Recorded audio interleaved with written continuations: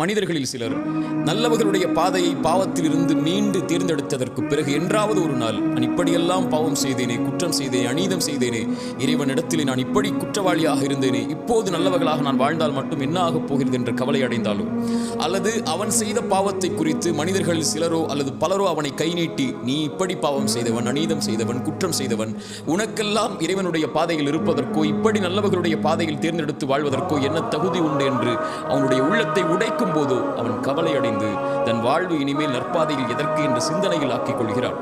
இறை நம்பிக்கை கொண்டவன் கடந்த காலத்தில் செய்த பாவத்திலிருந்து மீண்டதற்கு பிறகு ஒருபோதும் அதை குறித்து கவலை அடைய வேண்டிய அவசியம் இல்லை. இறைமறை சொல்கிறது, வல்லதீன இதா ஃபஅலு ஃபாஹிஷதன் அவ் ظلموا انفسهم ذكروا الله. ஒரு அடியான் நல்லவராக வாழ்வான், அவன் ஒரு நாள் மானக்கிடான செயலை செய்வான் அல்லது அநீதம் செய்வான் தனக்குத்தானே. அப்படி ஒரு கால் பாவம் செய்தாலும் கூட அவன் இறைவனை நினைவு கூறுவான். அந்த பாவத்திற்கு பிறகு தன்னை மீட்டெடுத்து நல்ல பாதையில் அமைத்துக் கொள்ள வேண்டும் என்ற அந்த பாவத்திலிருந்து படிப்பினை பெற்று வாழ ஆரம்பிப்பான். அவனுடைய பாவத்தை இறைவனை தவிர யார் மன்னிக்க முடியும் என்று இறைமுறை கேட்கிறது.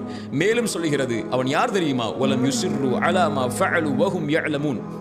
பாவத்திலிருந்து ஒருவன் மீள்கிறான் என்றால் அவன் முதலிலே மனதிலே உறுதி கொள்வான், அந்த பாவம் பாவம் என்று, இனிமேல் அந்த பாவத்தின் பக்கம் நெருங்க மாட்டேன் என்று. ஒருபோதும் அறிந்த நிலையில் அதே பாவத்தை மீண்டும் அவன் தொடரமாட்டான். இப்படி நற்பாதையில் இருக்கக்கூடிய எவரும் கடந்த கால பாவத்தை குறித்து கவலை அடைய வேண்டிய அவசியம் இல்லை. ஏனென்றால் அவர் செய்த பாவமே அவருடைய வாழ்வில் இல்லை. முன்னால் இறைமுறை சொல்கிறது, இல்லாமன் தாப வ ஆமன வ அமில அமலன் சாலிஹன். யார் இறைவனிடத்திலே பாவ மன்னிப்பை கேட்டு இறைவனை நம்பிக்கை கொண்டு நல்ல பாதையில் தன்னை ஆக்கிக் கொண்டு நல்ல செயல்பாடுகளை செய்ய ஆரம்பித்து விட்டாரோ, ஃபஉலாயிக யுபத்திலுல்லாஹு ஸய்யிஆத்திஹிம் ஹஸனாத்.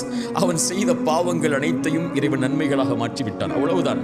அவன் செய்த பாவங்களுடைய சுவடே அவன் வாழ்வில் கிடையாது. பாவ மன்னிப்பை கேட்டு இறைவா என் பாவத்தை மன்னித்து விடு, இப்படி அநீதம் செய்திருக்கிறேன், இப்படி குற்றம் செய்திருக்கிறேன், இழிவடையக்கூடிய பாவங்களை கூட சுமந்திருக்கிறேன், யா அல்லாஹ் நான் மனிதன், பலகீனமானவன், என்னை மன்னித்து உன் இறைவனிடத்திலே வந்தால் இறைவன் முதலில் அவனை அழைத்து அரவணைத்துக் கொண்டு அந்த பாவத்தை முதலிலே மறைக்கிறான்.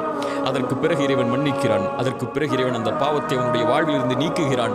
அதற்கு பிறகு இறைவன் அந்த பாவங்களை நன்மைகளாக ஆக்கி அவனை நல்லவர்களுடைய பாதையில் இறைவன் தேர்ந்தெடுத்ததற்கு பிறகு ஒருபோதும் இறைவன் அந்த பாவத்தை குறிக்க மாட்டான். அவன் இந்த உலகத்தில் இருந்தாலோ அல்லது மறுமையில் எழுப்பப்பட்டாலோ பாவ மன்னிப்பு கேட்கப்பட்ட பாவம் ஒரு காலும் இறைவனிடத்திலிருந்து கேள்வியாக வராது.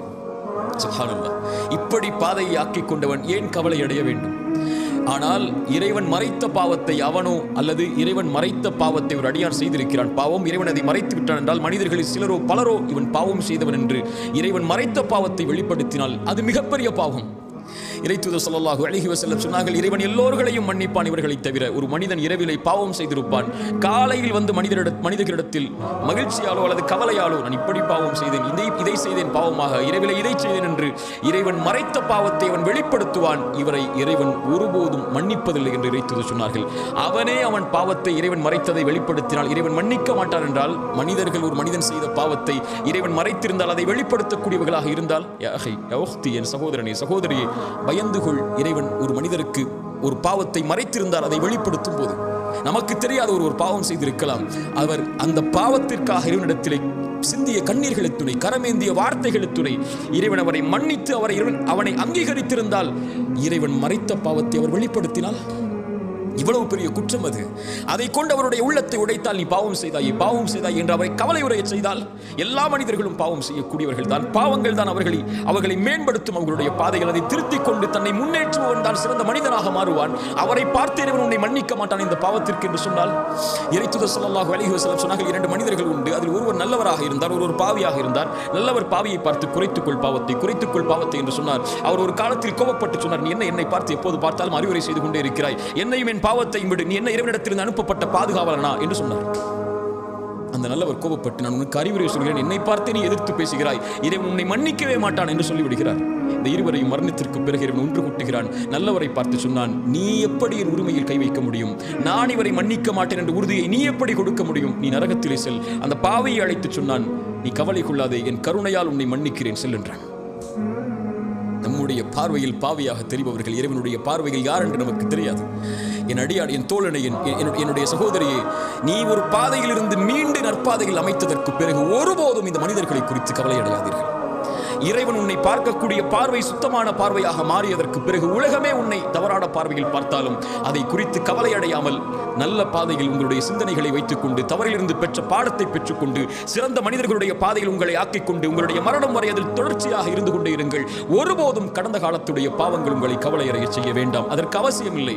வாழப்போகின்ற வாழ்க்கை கொஞ்ச காலம். இந்த உலகத்தில் நீங்கள் மரணித்ததற்கு பிறகு இந்த மனிதர்கள் மறந்து விடுவார்கள். 100 ஆண்டுகளுக்கு பிறகு நீங்கள் வாழ்ந்த அடையாளமே இருக்காது. 200 ஆண்டுகளுக்கு பிறகு நீங்கள் வாழ்ந்த சரித்திரமே இருக்காது. இப்படி உலகமே உங்களை மறந்துவிடும் போது நீங்கள் ஏன் கடந்த கால பாவத்தை நினைத்து எதிர்காலத்தை அழித்துக் கொண்டிருக்கிறீர்கள்? அப்படி மனிதர்கள் உங்களுடைய பாவத்தை நினைவு கூர்ந்து கொண்டே இருந்தால் அவர்களுடைய வார்த்தை உங்களை கவலையடைய செய்ய வேண்டாம். இறைவன் அறிந்தவன் மறைப்பதையும் வெளிப்படுத்துவதையும். மனிதர்களுடைய வார்த்தையால் இறை தூதரை உங்களுடைய உள்ளம் நெருக்கமாக இருப்பதை நான் அறிகிறேன். என்னிடத்திலே வந்து விடுங்கள். சிறந்த ஆழ்த்தி விடுங்கள் என்று எனக்கு முன்னால், இறைவா நான் பாவம் செய்தேன் தான், நான் இதிலிருந்து வெளியே வந்து விட்டு நல்லவராக மாற முயற்சி செய்கிறேன், அந்த பாதையில் இருக்கிறேன். ஆனால் மனிதர்கள் என்னை குறை பேசுகிறார்கள். என் பாவம் என்னை உறுத்துகிறதையா அல்லாஹ், என் உள்ளத்தை திடப்படுத்து உறுதிப்படுத்து என்று இறைவனிடத்தில் சரணடையுங்கள். இறைவன் உங்களுடைய கவலைகளை நீக்குவான். உங்களுக்கு எதிராக வரக்கூடிய வார்த்தைகளை இறைவன் ஒன்றுமில்லாமல் ஆக்குவான். லா தஹ்சன், கவலை அடையாதீர்கள் ஒருபோதும் கடந்த கால பாவத்தை நினைத்து.